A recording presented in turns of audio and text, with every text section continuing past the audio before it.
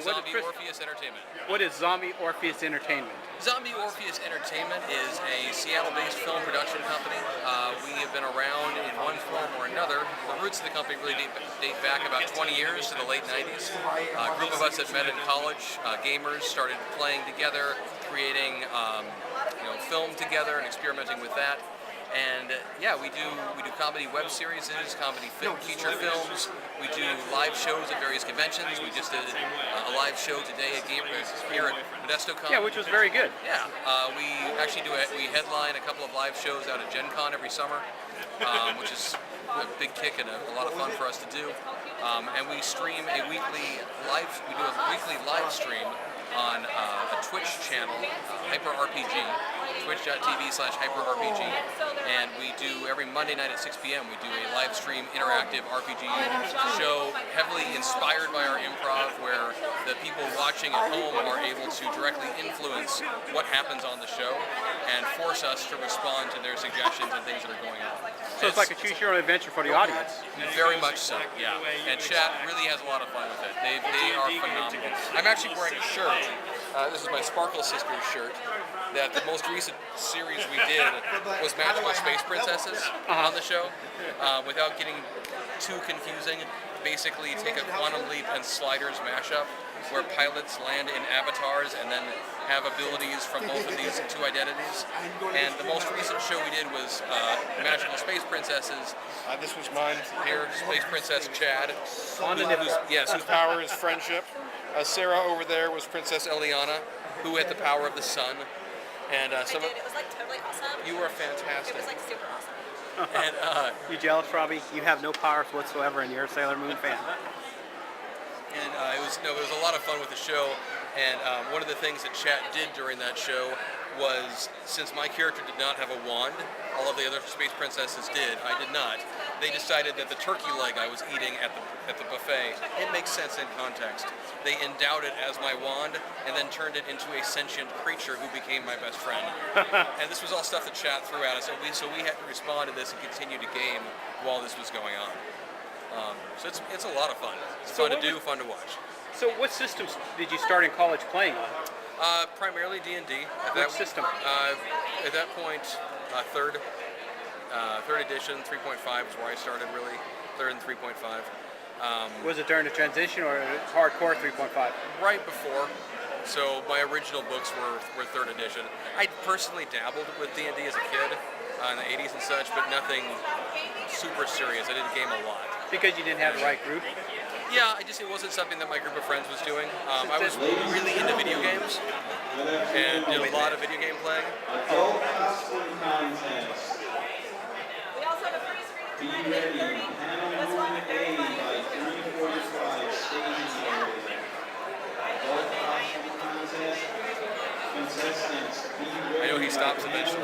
By 3:45. Also, Maybe. Lost and Found. At the information Make funny booth. movies about gaming, and you can stream them all online for free. Yes, I was really into video games as a kid. Let's rewind a little bit, because the whole... Oh, yeah, sure. If you find any lost And they start up again. Bring it to the information booth. That is serving as a lost and found. Thank you. Wait for it. Let's Yep. see. He might start again. That's true. He remembers one more thing he wanted to We say. start saying something. Oh, we found something in the lost and found. But so the question you wanted to start with was... What edition?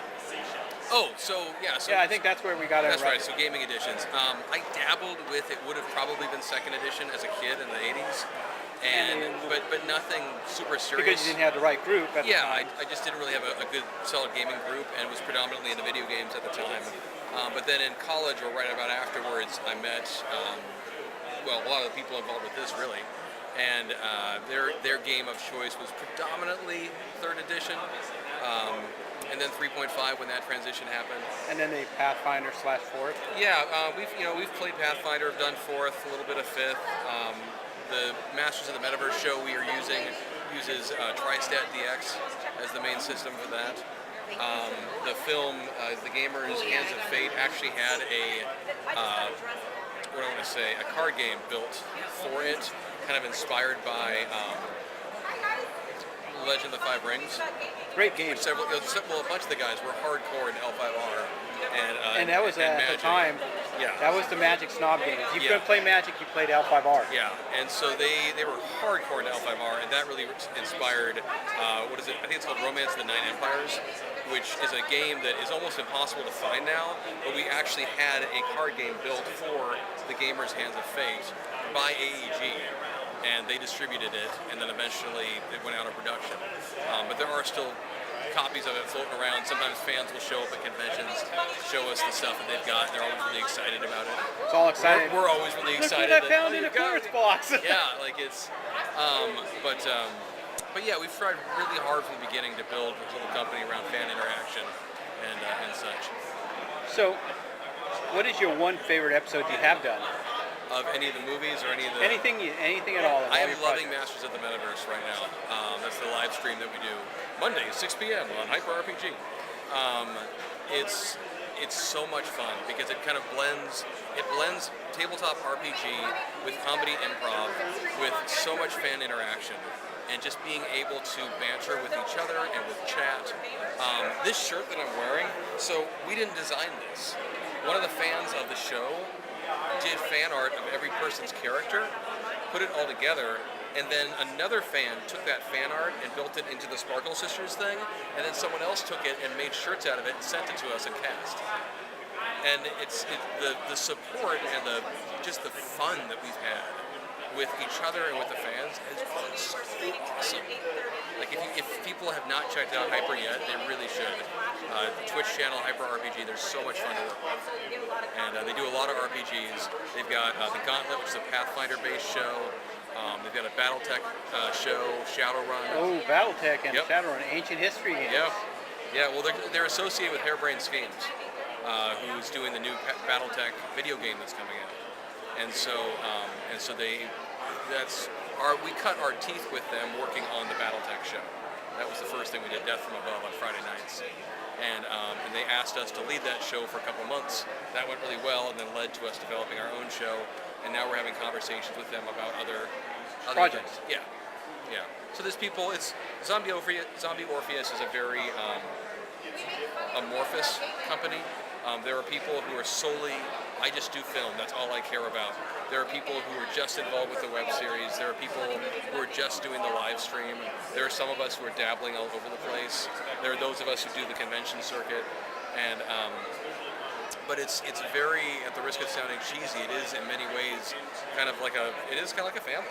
I mean, it's a lot of us have been working together for 5, 10, 15, in some cases 20 years. A lot of us are former roommates and such.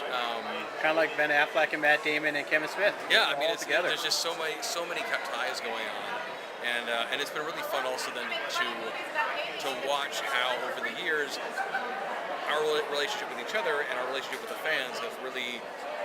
Every year we do it. Not every year. We've a couple times now we've put on our own convention, ZoeCon, and it's a small convention, and it's primarily geared towards fans who have really found ways who through sheer force of personality or whatever have built connections with the cast to where it doesn't even feel right to refer to them as fans anymore. They're just as much a part of Zoe as anyone who's shown up on a film or worked on a film.